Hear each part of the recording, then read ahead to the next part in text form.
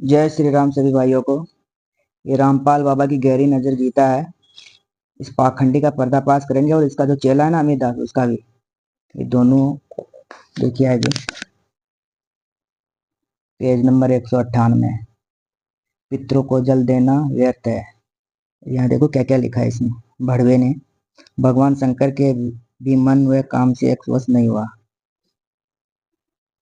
एक दिन लंका के राजा रावण ने साधु के भेष में आकर सीता जी का हरण कर लिया।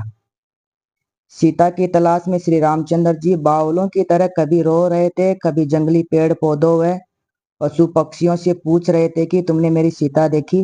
विलाप कर रहे थे। आकाश से भगवान शिव व महादेवी जी यह सब देख रहे थे।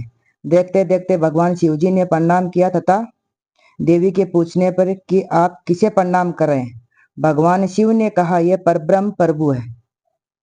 तीन लोक के उपासक जो ज्योति निरंजन को ही परब्रह्म मानते हैं, क्योंकि उस समय वह काल भगवान ही रामचंद्र में प्रवेश करके तड़पा रहा था। देखिए यहाँ की क्या लिखा है कि काल भगवान श्री रामचंद्र जी के अंदर प्रवेश करके उनको तड़पा रहा था। ये सवाल मैंने इनके आश्रम में पूछा भी था कि ये कहाँ पे लिखी है बात, तो अभी तक उनका जवाब नहीं आया।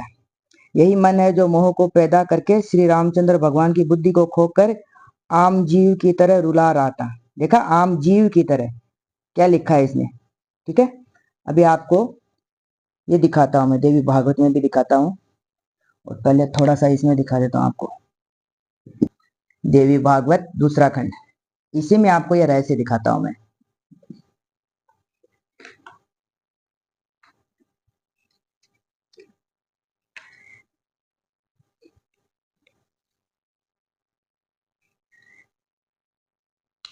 नवम स्कंद अध्याय 16, पेज नंबर 390।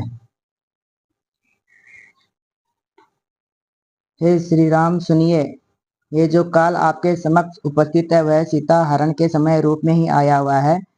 देव का प्रतिकार अत्यंत कठिन है। उस देव से बढ़कर बलवान अन्य कोई नहीं है। अतः आप इस समय जग जननी सीता को मुझ में स्थापित करके छायामयी सीता को अपने साथ रख लीजिए।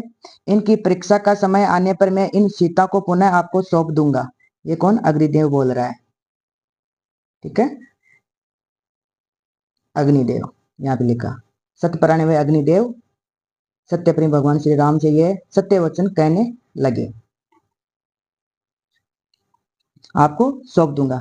मैं ब्राह्मण नहीं हूं, अपितु इसी कार्य हेतु देवताओं के द्वारा भेजा गया साक्षात अग्निदेव हूं।